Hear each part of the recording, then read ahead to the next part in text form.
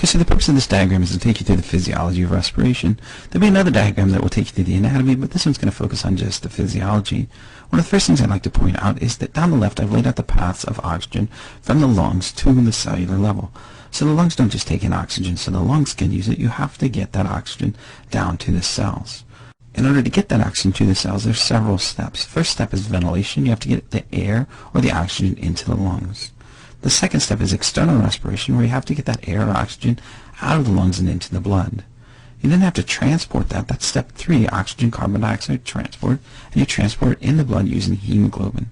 Step 4, you have to get the oxygen off of the hemoglobin and into the tissue. And step 5, that oxygen is going to enter the cell, specifically into the mitochondria and perhaps the peroxisomes as well. It's going to be used by the cell at the cellular level. So looking at this diagram, then we have several steps that we have to go through, and it's obviously a rather complex diagram because there's several things you need to understand in order to understand ventilation. And obviously the reason you'd want to understand ventilation is because there's pathologies that affect ventilation.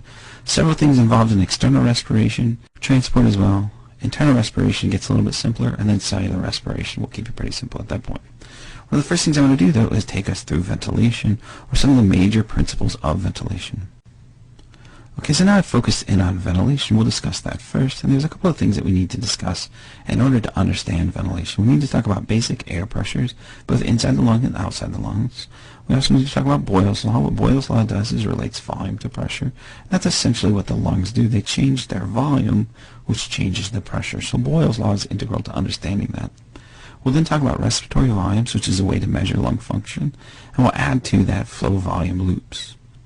But the first thing we need to come back to is the basic pressures, and there's 4 basic pressures you need to understand. The first one is atmospheric pressure, and that's the pressure of the air around us. That generally adds up to 760 millimeters of mercury, and that's a combination of nitrogen, oxygen, carbon dioxide, and water. Remember that blood pressure was expressed in millimeters of mercury, and air pressure is also expressed in millimeters of mercury. So again, atmospheric pressure is around 760 millimeters of mercury. Inside the lungs, it's called intrapulmonary pressure, or it's abbreviated PUL. That pressure is generally slightly lower or slightly higher than atmospheric pressure, depending on whether a person is breathing in or breathing out. So it could be from 759 to 761 millimeters of mercury. There's another very important pressure called the intrapleural pressure, and you'd have to review your anatomy a little bit to remember that there's essentially 2 coverings over the lungs. There's the parietal pleura, which means up against the wall, so that covers the thoracic cavity. And then there's the visceral pleura, which covers the lung directly. So there's that tiny space between there called the intrapleural space. And there's also a unique pressure there, which is generally 4 millimeters of mercury less than intrapulmonary pressure. So it creates a little suction. The reason for that suction is there's 2 forces actually acting on the lung to make it collapse. The first one is the elasticity of the lungs, and this is caused by elastin fibers wrapping each of the alveoli. So this makes the alveoli slightly stretchy, but it also pulls them in and makes them want to collapse. The second thing that causes the lungs to want to collapse is surface tension. The lungs are coated with a very tiny layer of water, and water naturally is cohesive. It wants to form into drops. So if you line an alveolus with water, that water wants to collapse into a drop and pull the alveolus in too. So if there was not this intrapleural pressure, the lungs would collapse because of the force of the elasticity and the surface tension. It's kind of a special pressure called the transpulmonary pressure, and that's the difference in pressure between the intrapulmonary and the intrapleural space. So the transpulmonary pressure, as said before, is about 4 millimeters of mercury. The next thing to talk about under ventilation is the physical mechanics of breathing, and that means Boyle's law.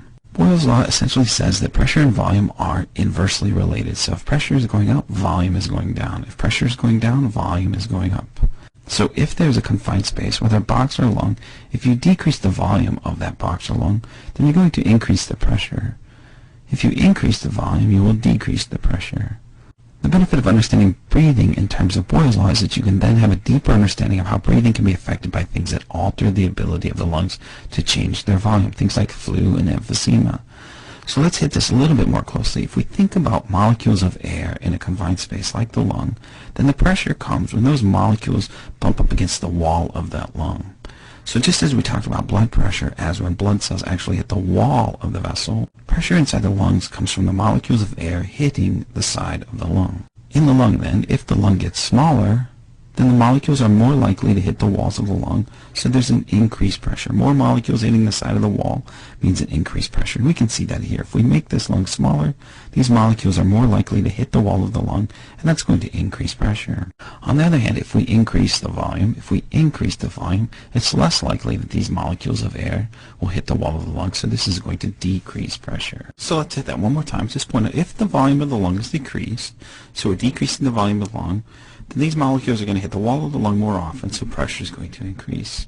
The pressure inside the lung will rise to 761 millimeters of mercury. The pressure is going to be higher inside the lung than outside the lung, so air will flow out of the lung or will breathe out. If the volume of the lung is increased, it's going to be less likely that these molecules hit the wall of the lung. And I mean specifically the wall of the alveolus, obviously not the whole wall of the lung, because this is comprised of tiny, tiny little bubbles of air. In any case, the pressure will decrease. The pressure in the lung will be lower than atmosphere now, and so air will flow in. So decreased volume equals an increase in pressure, we breathe out. Increased volume equals a decrease in pressure, and we breathe in. Why do we want to talk about this in this terms? Why would we want to talk about lung function in terms of boil loss? So I alluded to this before, but I want to get a little bit more specific now and point out that there's two main ways you talk about abnormal lung function. We talk about restrictive disorders and obstructive disorders. And restrictive disorders are disorders where it's difficult for the lung to change its volume. It could be unable to expand the lung due to scar tissue, reduced surfactant, mucus, fluid. Anything that makes it hard for the lung to increase its volume will make it difficult to decrease pressure and breathe in. So all of these things will make it hard to breathe in. There's also disorders. The main example is going to be emphysema, where it's actually hard to decrease the volume. It's hard to increase the pressure, and it's hard to breathe out. So those are restrictive disorders. The other type of disorder is an obstructive disorder, and that's where the lung is doing just fine at changing its volumes and changing its pressure, but there's something obstructing the flow of air. So some sort of tumor, or in the case of asthma, the bronchioles constrict, and that makes it harder for air to flow in and out. So those difficulties of flow would be obstructive disorders. A good way to differentiate obstructive and obstructive disorders is to do pulmonary function tests. And I've included a couple of them here. I've included respiratory volumes and then the flow volume graph. One of the things I want to say at the outset, though, is that most disorders of respiratory function have combined effects, or a lot of them have mixed effects, mixed obstructive and restrictive pathologies. And that makes it a little bit more difficult because you want to pigeonhole each pathology into just an obstructive and just a restrictive, and it's frustrating that you generally can't do that so well. Now, respiratory volumes are simply a calculation of how much air somebody can move in and out of their lungs if you ask them to maximally breathe in, maximally breathe out, and then also compare normal breathing in and normal breathing out. And those are fairly simple, and that's an advantage, but you can get a lot more information out of a flow volume loop, which I have on the right. The benefit of a flow volume loop is that you can actually differentiate a problem, whether it's a problem breathing in or breathing out, differentiate it as a problem with the trachea, large airways, medium airways, or even small airways. I'm going to start on respiratory volumes, and probably, like I said before, the easiest way to break down respiratory volumes is to note that you're going to ask the patient to breathe all the way in, so there's an all-in level, all the way out. You're going to have a normal in value and a normal out value. There's also going to be a certain amount of air that's left in the lung even after somebody has tried to breathe all the way out. And so all out is not necessarily zero. We do have a zero level. So then we have various volumes that are all simple arithmetical differences between all in, all out, normal in, and normal out. Probably the easiest one to note is tidal volume, which is the difference between normal in and normal out. So that's the normal volume of air that's breathed in and out in a normal respiration. Inspiratory reserve volume kind of makes sense because it's how much more you can inspire after normal inspiration. So that's the difference between all in and normal in. Inspiratory capacity as a whole would be the difference between a normal out breath and all in. Vital capacity is the difference between all in and all out, and that's essentially how much air you can move in total when you try to breathe in all the way and then try to breathe out all the way. Expiratory reserve is kind of like inspiratory reserve, and that's the volume of air you can breathe out after a normal breath out. Functional residual capacity is easier to understand once you realize that there's about a liter of air left in the lungs after you've breathed out. So the residual volume is about 1 liter. Functional residual capacity then is the difference between normal out and 0 liters, or we could add expiratory reserve volume to the residual volume. So we can just take expiratory reserve volume and add 1 liter. The only one I haven't covered yet then is total lung capacity, and that's the total amount of air in the lungs. We can take vital capacity and add this residual volume, which again we assume is 1 liter. So total lung capacity is vital capacity plus 1 liter.